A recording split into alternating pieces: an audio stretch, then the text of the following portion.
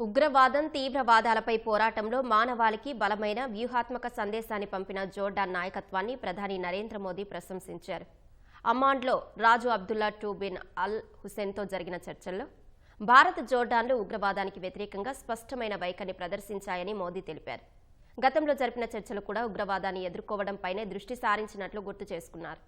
Gaza అంశంపైన Jordan వెంటనే స్పందించినట్లు ప్రధాని మోదీ ప్రశంసించారు.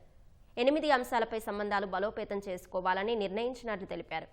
వాణిజ్యం, ఆర్థిక సహకారం, వ్యవసాయం, ఎరువులు, ఐటీ, ఆరోగ్య సంరక్షణ, మౌలిక సదుపాయాలు, అరుదైన ఖనిజాలు, పౌర అణు సహకారం, ఇరు దేశాల ప్రజల మధ్య సంబంధాలు అందులో ఉన్నాయన్నారు.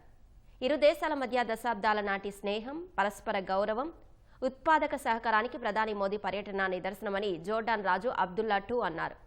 పరిశ్రమ, ఐసీటీ, ఔషధాలు, వ్యవసాయం, ఇంధనం వంటి రంగాల్లో కొత్త అవకాశాలకు మోదీ పర్యటన దోహదం చేసినట్లు చెప్పారు.